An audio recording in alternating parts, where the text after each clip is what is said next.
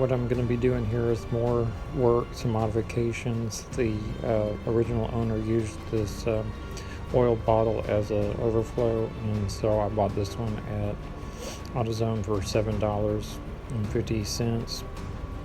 Fits good, just the same bottom fed type.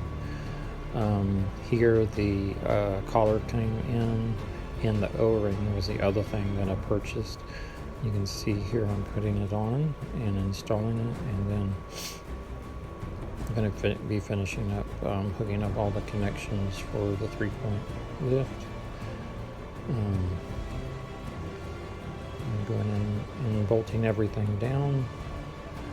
Here is a new belt, and the belt number that I actually got from Kubota because it was a decent price and they had it in stock. What I found out with Kubota is if they have to order it here at our local stores, they're going to charge you a lot of money to ship it. If you can get it from eBay, that's great. You'll get it at a cheaper price.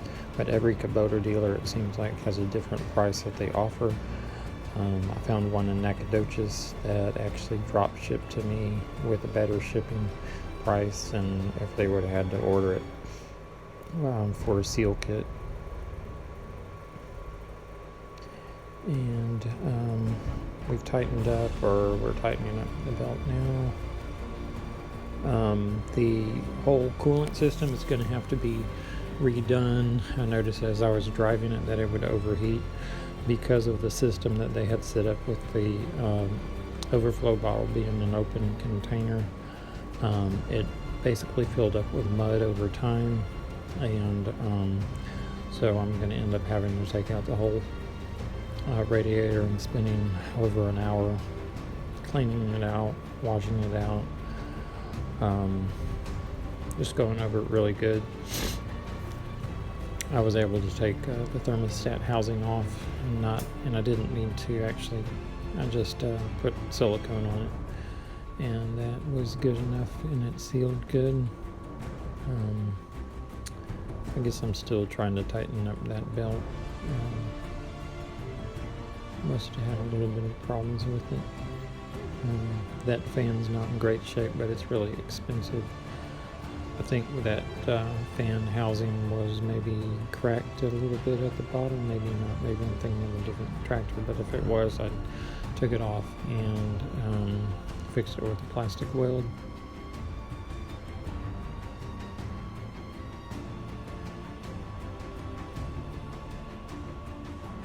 I think what I'm doing, I'm having to take the shroud off to actually get the belt in there, which it's got bolts on the top and on the bottom.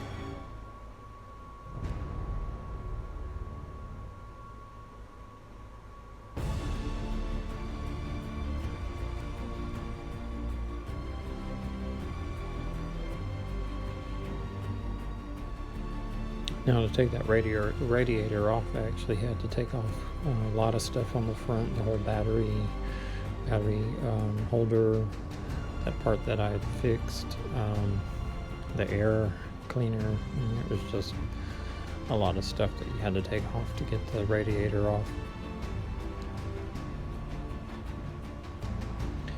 And I don't think I showed that, but I am going to show what I'm going to do to the air cleaner, because it was missing one of the halves of the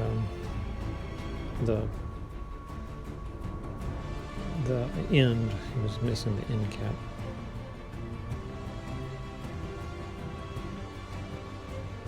Let's see, what am I doing here? Okay, yeah, here's the air cleaner right here. What I'm going to actually use is a Folgers coffee can for the end cap, and I bought that purge valve, or that can't remember the name of it now, that kind of duckbill type valve to allow dust. I think they call it a dust valve. And I'm gonna actually use the can that's half the size of that. I'll probably have a video of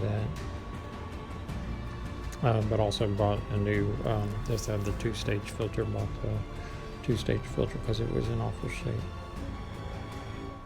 Got that one off at eBay at a whole lot cheaper price.